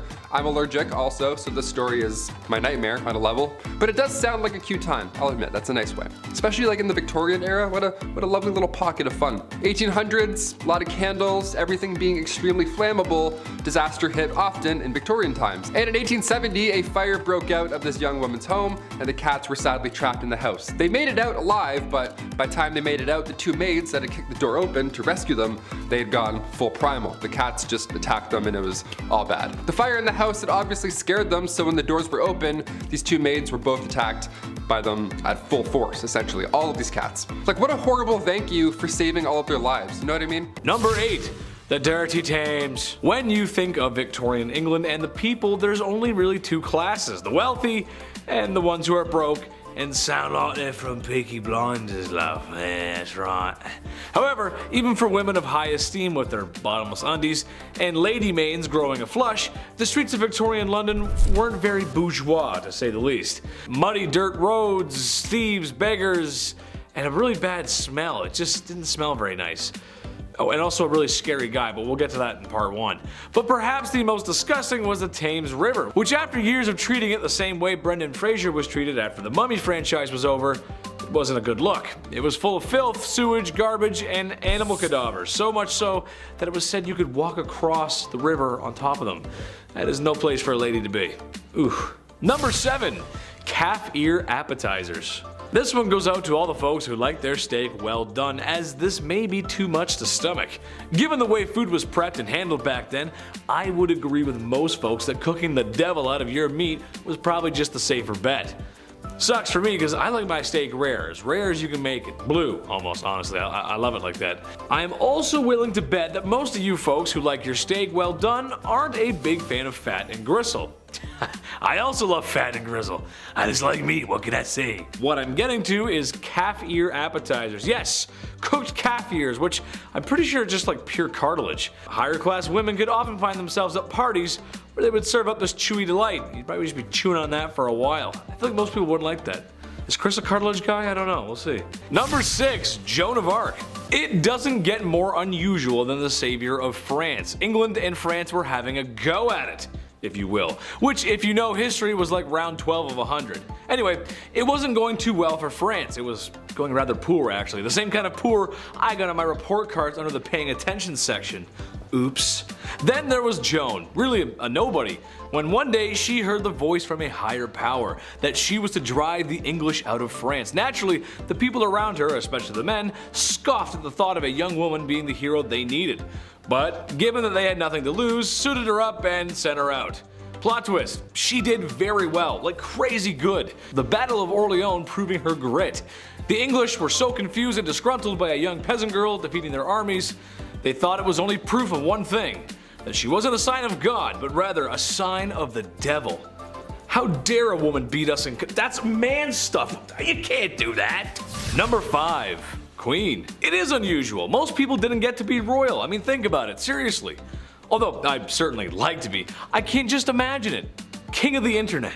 King of the black hoodie. Nice. Or king of the Chinese buffet. My point is that while women in medieval times didn't get the respect that they deserved, and every girl does, queens just had it better, and that's unusual. The queen might not have been as well respected as the king, but compared to the peasantry, she was fed. Had 4 walls around her that didn't leak or wind would, seep through or blow down, and wasn't working herself to the grave every day to provide for a king and queen that didn't think very much about them.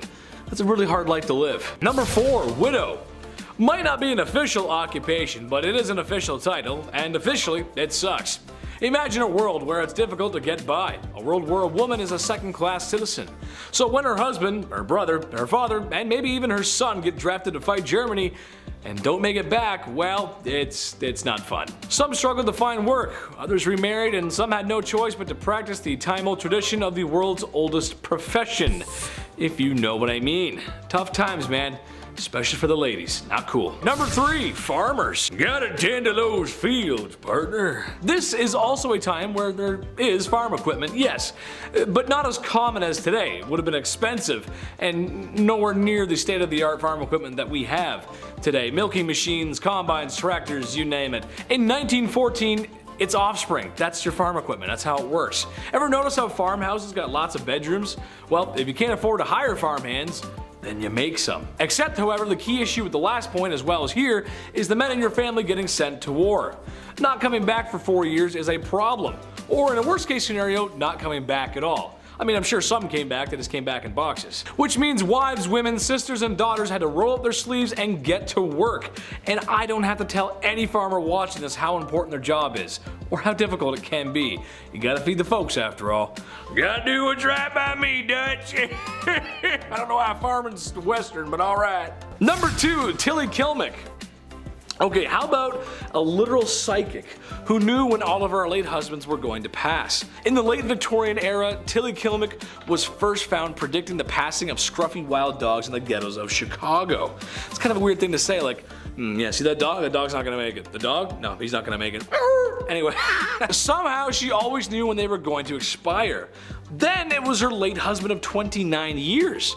That's kind of strange, 29 years, and he ends up, that's weird. After cashing the insurance money, which she got immediately, she started dating immediately, where oblivious man after man kept passing, and very shortly after she married more and more. Well, she was a regular Mary Ann Cotton, to say the least, as she too was using arsenic on her husband to collect insurance money. She eventually was arrested, and her stipulation for being in prison was that she was not allowed to cook for anyone. I think that's fair. That's good. Don't let her cook. That's a good idea. Number 1, ladies of the evening. Love them, hate them, or spend a lot of money on them in Vegas. That's Las Vegas, baby. The era was defined by them, especially in London. Whoo, baby. I mean, at night you really couldn't walk anywhere without a fair lass daintily waving her hand in hopes of luring in a customer, which wasn't really an issue given that bedroom-related sicknesses were at an all-time high. Syphilis specifically had shockingly high percentage of the population and would make you think twice. Well, it would make us think twice, it would make me think twice, but people back then, they kinda just went for it. Right, is something wrong with you, love? I don't care, let's go anyway. So, in at number 10, we have witch marking. I'm trying to avoid some things we've already covered in similar videos, so while we've discussed witches, let's talk about witch marks. So during the English and Scottish witch hunt days, there was a belief that witches always had a natural skin mark. This could be a mole, or a scar, or a pock mark, or even a really bad zit. So when they came across a woman whom they thought were a witch, but she didn't have any of those markers, that was the end of it, right? She isn't a witch? Well, no, they gave her a skin mark instead. Specifically by using a pricking needle, which the witch hunters would carry. These needles repeatedly pricked the flesh of the accused until it produced the result that wouldn't bleed, but was insensitive to pain, which fulfilled the criteria of a witch's mark. It's a subtle punishment for something that they were yet to be accused of, because by giving them the mark, they could now accuse them. These witch hunt days were a whole mess. Number 9 is marking your territory. Not in a cool, sexy, I got a tattoo way, more in a Scarlet Letter kind of way. As you'll learn in this video, a woman who cheated or even was single and just engaged in intercourse of her own free will could be classified as a sinful adulterer and cheater and be punished, usually a lot worse than a man. So when Nathaniel Hawthorne wrote The Scarlet Letter, he took inspiration from real life events. The letter, which for the character Hester Prynne was just a red A, was usually the letters AD, which stands for adultery, as outlined by the Plymouth Colony Law in 1658. Multiple accounts across Europe verify that someone who was being marked was to be seen out in public without it, could be subject to public whipping and other public humiliations that ensured a person's social alienation. Like in The Scarlet Letter, when Puritan minister Arthur refuses to admit his sinful side of the act with Hester, he's branded with an A in his chest. In a man's case, while this was of course painful, it was allowed to be hidden. He also didn't have to face the societal consequences the way any woman would have. Number 8. Pilot. This is partly to do with the logistics issue of war, but again, without women in the fight, it would not have gone so smoothly. Basically, the idea boils down to, we need every available man in the war effort. Soldiers, pilots, technicians, sailors, officers, engineers, drivers. Just about anyone who was able to, and even some of those who weren't, were thrown into the mix. That's what it's like for men. That means we have to get some iron-willed ladies who aren't afraid to roll up their sleeves, and that means a lot of women, because women are not afraid to roll up their sleeves. That's how it goes. To get the job done. This included female pilots. Not in combat, but arguably just as important. Actually, no, not arguable. It is just as important. Delivery, hear me out. The US and Britain were pumping out war machines the same way I pump Doritos into my boiler on a Saturday night. However, if you walked into a warehouse full of complete airplanes after coming off the factory, how do you get them to the desired area? Right, the answer is getting brave women to make countless flights in order to get the planes where they needed to be. I think a lot of people just don't think about that stuff. When you make the stuff, you gotta get it from point A to point B.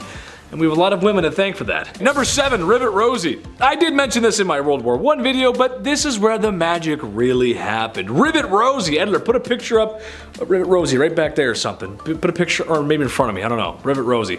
Some theory holds water here. We needed ladies to roll up their sleeves and start welding, stamping, and producing war materials for the war effort. World War II was the most destructive war in human history, but something that I think just doesn't get talked about enough is the massive logistics issue that went on. Millions of resources being manufactured and shipped all over the world from the US just to put a stop to the Mustache Man and his 2 henchmen.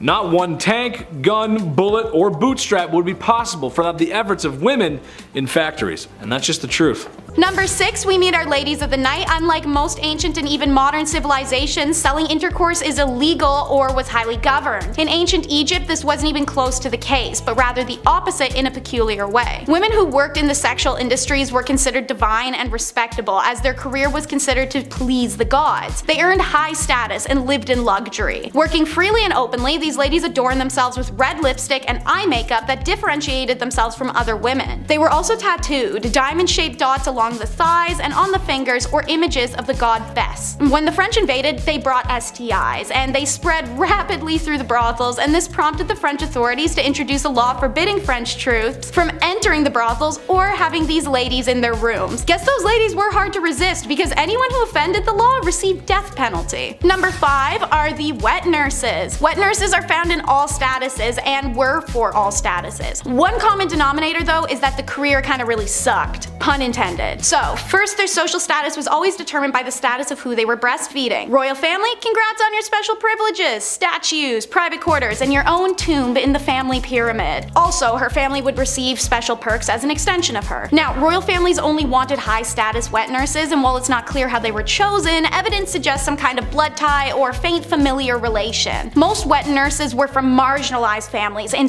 lower socioeconomic statuses and worked under conditions and pre-definitive wages. Wet nurse requirements for any status were intense. She'd have to have given birth at least twice, have a large but healthy body due to the belief that large bodies were more nourishing. Despite that, her breasts should be medium. Too small, not enough food. Too big, the baby's spoiled. In addition to all of these prerequisites, the wet nurse should be sweet-tempered, affectionate, and responsive to her charge. She should also abstain from intercourse because it could reduce her affection towards a child, and they also said no alcohol. A good call, knowing what we know now. Wet nurses were women exploited for the products of their bodies. As slaves, they were coerced for their milk. As lower social status women, they were employed for their bodies to enhance their inadequate domestic status. Even her own household suffered physically and monetarily if a wet nurse defaulted or failed a contract. Number 2 is another rear ripper. Yeah, they liked those. Come to think of it, for such a essentially repressed society, they seem to get quite raunchy with their punishments. It's almost like that's the reason you shouldn't repress feelings like that. The Judas cradle, also known as the gilded cradle, was a regular stool with a wooden or metal pyramid on the top. The victim would be stripped, tied with ropes on all 4 limbs, and then, like some elaborate Marvel movie setup behind the scenes, they get lifted into the air and suspended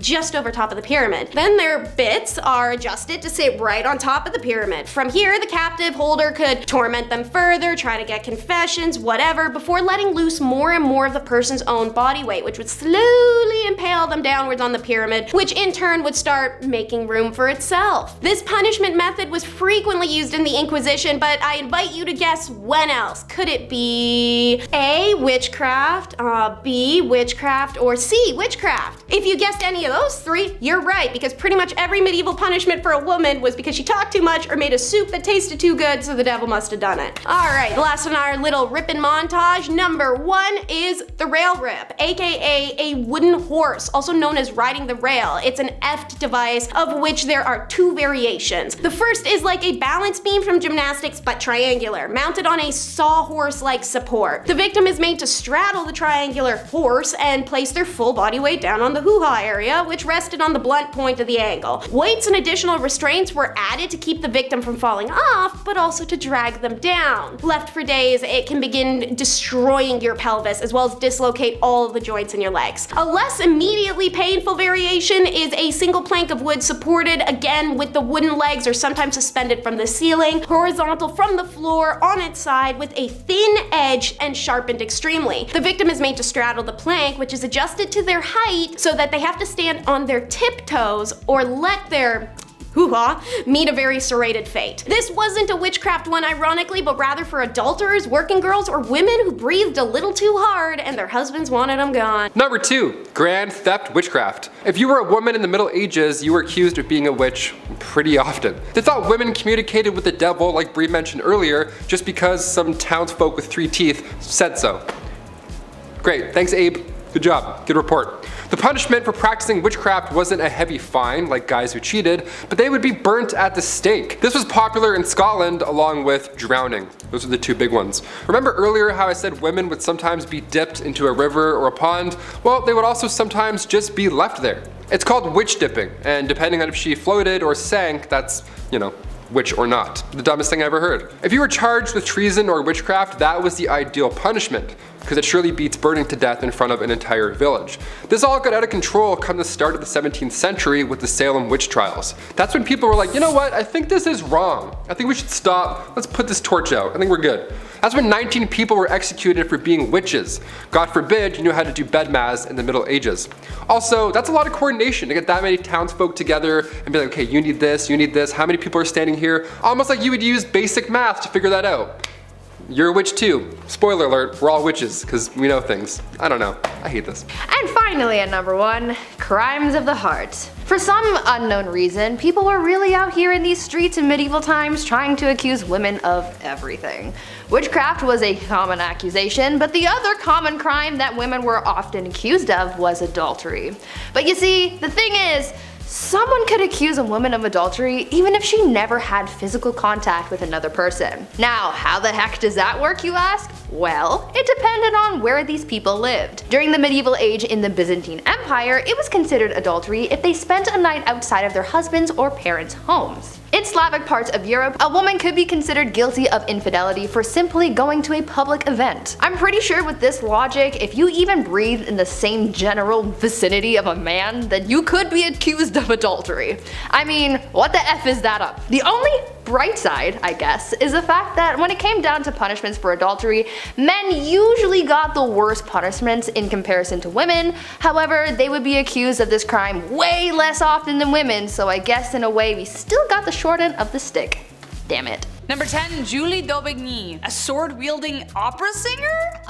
Yes, sign me up please. I am so here for this. There is so much to unpack about this story. So she was born the daughter of the secretary of King Louis XIV's Master of Horse. She moved to the court of Versailles in 1682. Her father was an expert swordsman and educated her alongside the boys he taught because she was his only kid. She even dressed as a boy and excelled at the sport. She ran off with a fencing master and toured, showing off her skills to wide audiences.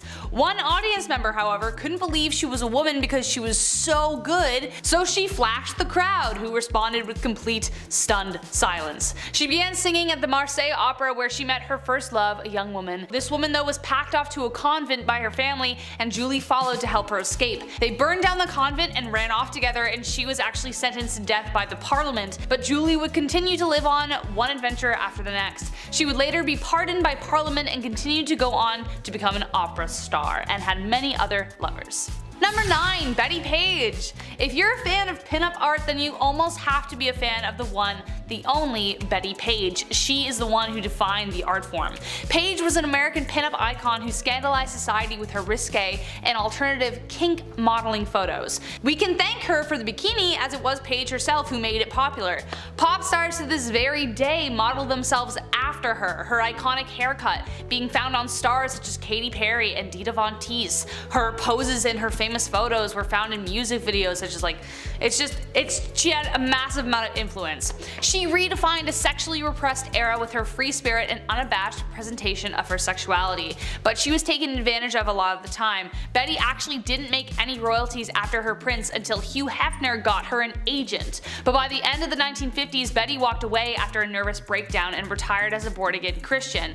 There was a lot of suffering that Betty didn't show to the world or even admit to herself. Sadly, the woman whose face everyone knew was diagnosed with schizophrenia due to severe trauma from her childhood. For years, no one knew if she had even passed away, but people were still obsessed with her until she was finally tracked down for a documentary. She refused to take any photos but would give interviews over the phone. She finally hired a lawyer to try and recoup some of the money she lost for her image and spent her final days living with her brother in LA. Number 8. Quick divorce. Let's just say the love thing isn't working out, okay? It happens, people change, but now what? Say it's the Victorian era, but divorce in England isn't allowed until 1857, and it's 1856. So now what are we gonna do? Well, considering what list we're on and which part it is, it's pretty wildly unfair. If you were the wife, you were getting sold in this scenario. How horrible is that? Wife sellers, they were a thing. That was a legitimate business. How horrible. Yeah, you were getting sold if you were the wife. How horrible is that? Wife sellers was a legitimate business. There were auctions. Public auctions would be done. You would watch people bid on marrying your wife. At like noon, middle of the day, people are walking by like, oh, do I have any change? Hang on. This is insane. One real sale that happened in 1862 was in Selby. The asking price was a beer.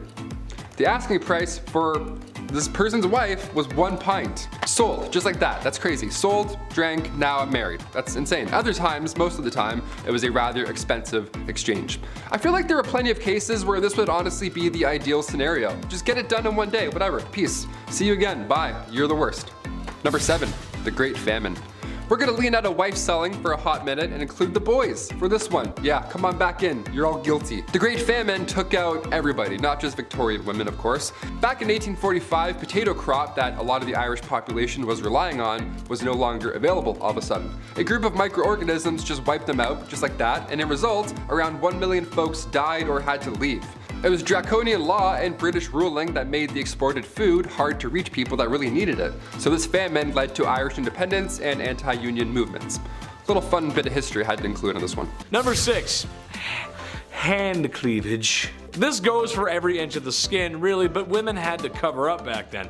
That means no ankles, neck, or God forbid a wrist. If a man saw a wrist, they would act, ooh.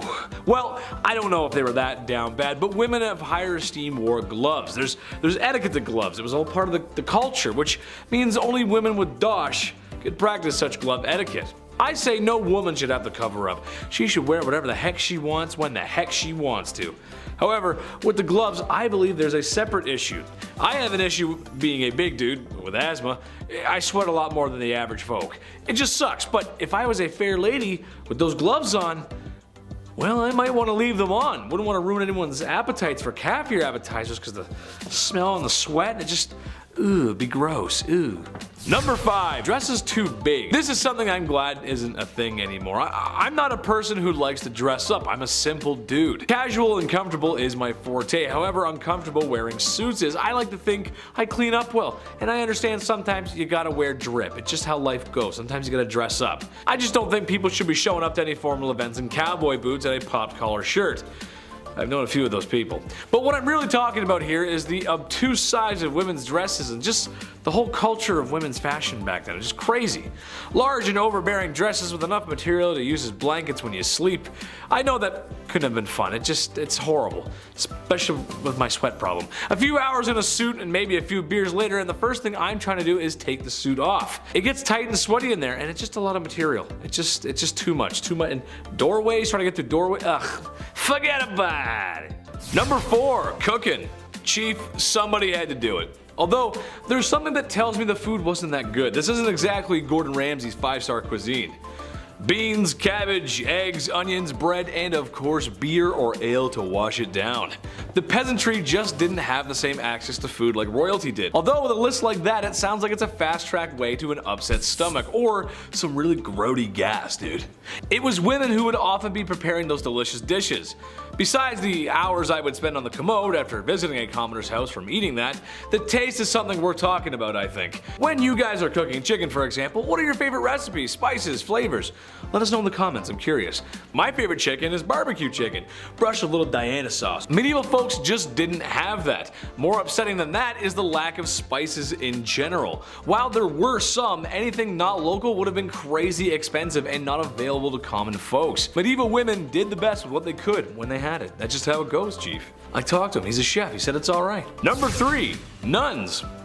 It makes sense, honestly. Becoming a woman of God was honestly a good career choice for a woman. For starters, you become a woman of God, and that means you're protected under His vision. Thank you, Jeebus. And people need that back then, seriously. Secondly, it would also give you a place to live. Some nuns stayed in one town and others traveled where needed, staying in monasteries and convents where it was possible, and probably more comfortable than living in the mud and stone huts that the serf women were living in. And lastly, they got rulers and sticks, and if someone was bad, they would punish them when they misbehave. Oh, sorry sister, I didn't mean to say naughty words in the classroom. I guess you'll have to spank Chetty now, ooh. All jokes aside, this might have been one of the best things for a woman to be, besides royalty or marrying rich. It's just how the times went. Number 2, dancer. Little bit of a stretch here, but hear me out. World War I ended in 1918. By 1920, the Allies' economies had picked up, but especially in America. This was a time of great success, as a wise man once said. The Roaring 20s, while the war was over, many folks were still feeling the effects, especially in Europe. Germany wasn't doing too hot. And they're gonna come back for a sequel, it's not gonna be good. As the sale of alcohol was banned, underground clubs began to open. Speakeasies, you may have heard them from my 20s videos. Men, soldiers returning home, women, and minorities of all backgrounds were hanging out in these places, which was very progressive and cool for the time. The ladies were becoming flappers, which were dancers, out of the factories and enjoying the luxuries of a healthy economy. And I'm sure some of it had to start in 1918 at least, because they knew the end was coming. It had to. It just had to. Trust me, it makes sense. Number 1, politicians. For the first time in a long time, women were becoming politicians. Not presidents or governors, but their voices were being heard in the political space regardless, which is huge. A one Miss Rankin was voted into the US House of Representatives in 1916. A woman's right advocate, all brought to you by women's suffrage. I don't have to tell you how unusual that really is for the time. Especially for the time. Unfortunately for these ladies, while there would be some great step forwards like earning the right to vote and social progress in the 1920s, things would go back a few steps during the 40s and the 50s, and wouldn't see massive resurgence until the late 60s and 70s. You gotta remember the good stuff though, even if it's baby steps. Number 10, Queen Victoria. It's all bloody herself, Her Royal Majesty and Queen of the British Empire. Queen Victoria. She's responsible for a lot of things, including a nice long holiday in the summer where dads get to be irresponsible with fireworks. Nice.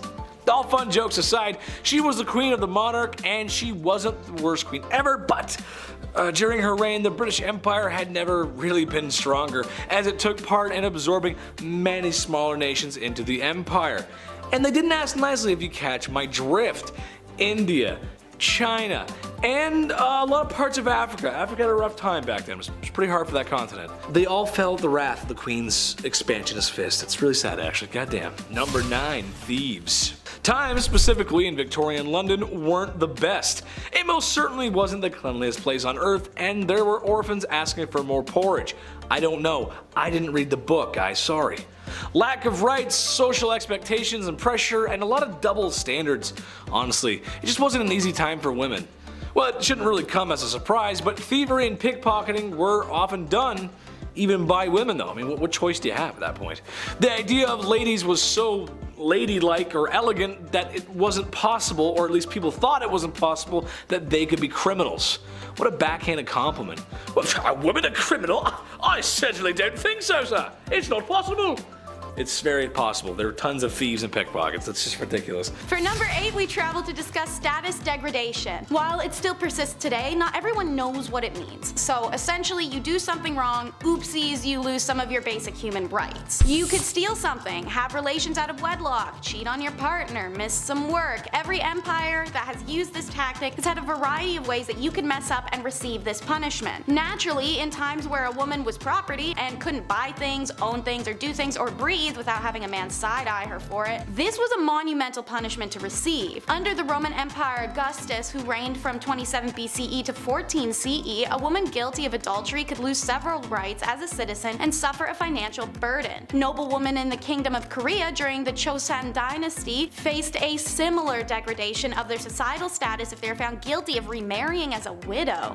This intentionally made it hard for Korean women to remarry, as they would have nothing to offer a new husband. No inherited lands or funds, and a societal belief deemed her as used goods. Even the descendants of widows of the time who had remarried faced status degradation. They were barred from ever holding office. Adulteresses in the Choson were stripped of many of their rights and privileges once they were demoted to low-born statuses. As serious as these punishments may seem, some high-status women who committed adultery in the Choson dynasty faced an even graver punishment, which was death. So why take someone's status from them as a criminal punishment? Well, because aside from the fact as a woman you'd essentially be left jobless, homeless, and without any family, it's because of a cheater's fama. Number 7. While fama is a Latin term for reputation and good name, every country had its own version of this fama. And if you cheated, or were even just accused of cheating in 13th century France, which by the way happened a lot because husbands just want to get rid of their wives, the woman was always the center of the punishment, even if that was the man who had been cheating. This is because the status is all a woman ever had for a very long time, and the name of her family's reputation laid on her shoulders. Thus, all that pressure to be religious, virtuous, and most importantly, a submissive woman. The customary laws of Agan province list public humiliation for both the wife and her lover as the appropriate punishment for adultery. If the man could escape before or even after arrest, he could get off without any punishment, and his partner had to face her punishment alone. The woman got no such reprieve, even if she was just the mistress he cheated on his own wife with. In fact, if she tried to escape arrest, it warranted a death sentence. Women whose fama suffered through public shaming, walk of atonement, were no longer deemed honorable members of society, and seeing as standing of individuals before law at the time was often based on their reputations, what others thought of them, and how they behaved in public,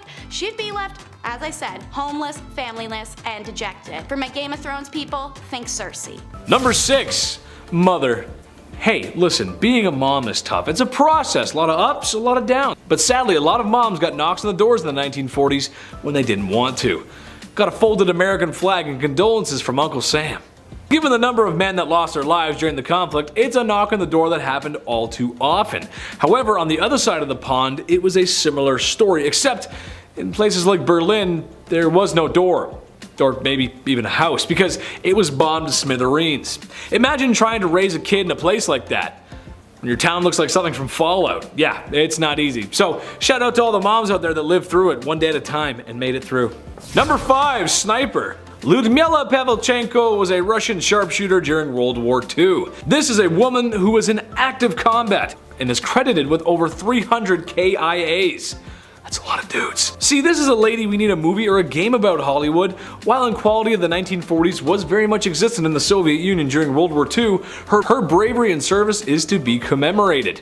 But if you know history, and you know how well the Russian invasion went for Germany, and especially in the first few months, the Soviet Union applied a strategy I like to call anything goes. Meaning, until they received supplies and aid from their newly found allies to the east, Russia, being Russia, was going to throw anything at the Germans to stop them. That included female soldiers on the ground. She was one of a few Russian sharpshooters that proved to be very effective in combat and as a tool of propaganda for the state. It just makes sense. On the same page, surrogates are number 4. This is a widespread practice in Egypt. The first story of surrogacy found in Genesis 16 of the Bible was the story of infertile Sarah having Egyptian Hagar carry her child for her and her husband Abraham. Even Egyptian pharaohs had used concubines to produce heirs. They often married their sisters or aunts, and children born of these marriages were most of the time not in great or functional health and wouldn't survive. Any child born of a concubine for a pharaoh was accepted as his lawful offspring. Now, they were quite limited in their rights, and they could only inherit the throne in case of the absence of another more entitled heir. Surrogates experienced similar contracts and status leveling as wet nurses. They were desired to be mothers already, have a bigger, healthier body, and naturally beauty was a desired element as well. Women of low status who made a career of surrogacy often died in childbirth or from hemorrhages due to the repetitive birthing process, but for some, it was the only career they could have. Priestess is number 3, and so while it was a male-dominated field, many women were employed as a priestess or a high priestess at the temples around Egypt. Mostly from upper status, many were married to the priests, which they owed their position in society. Despite this, they played roles in the temple rituals, such as servicing goddesses Hathor, Neith, and Pakhet, or working as dancers, musicians, singers, singers and acrobats in the temple. The most important priestess was known as the god's wife Amun. This woman was usually the daughter of the pharaoh or sometimes his wife. She usually held a very high position in court and performed important rituals to honor the god Amun. The priestess was in charge of managing the gods' affairs, attending to ritual dances and performances, shaking their rattles and rattling their necklaces, which were long and heavily beaded objects. By the beginning of the New Kingdom in 1550, the title Chantress of Amun was used, and it was usually the wives of the priests who gained these elevated positions as well. The concept of a woman as a priest was unheard of in many kingdoms. A high priestess and the reverence and traditions of female gods being led by women were unusual to outsiders of Egypt, who oftentimes restricted most priestly activities to just men. The next 4 titles on this list, I'm not kidding, are all rippers of some kind. We're gonna start with number 4, the chest ripper. If I instinctually put my hands on my chest while we're talking, you will understand why in a second. This was a device made specifically and only for women to destroy a very specific aspect of femininity and thus remove what the medieval people perceived to be her desirability. And man, did these dudes have a weird ass fixation on doing stuff to breasts. Burned, brand, carved, or simply amputated. This is called sensual torture, but swap the N and the S for the letter X. It extends back to the time of ancient Rome and likely long before then too, but worst of all was a device coined in medieval England known as the breast ripper. A metal claw that pierced the flesh of the breast of the victim who was tied down and then pulled away forcibly, shredding it to pieces. It was used as both a method of punishment to mark breasts of unmarried mothers and women convinced of heresy, adultery, and hosts of other crimes, but also for interrogation, because nothing is gonna make someone confess to being a witch faster than a sociopath with a giant pair of tongs. Number 3 is a rear ripper. It's unlikely, but if there was anything worse than the breast ripper, it's probably the pair of anguish. Recognizable now from video games and movies and leather bedrooms with red latex accents, this pear-shaped device was one of the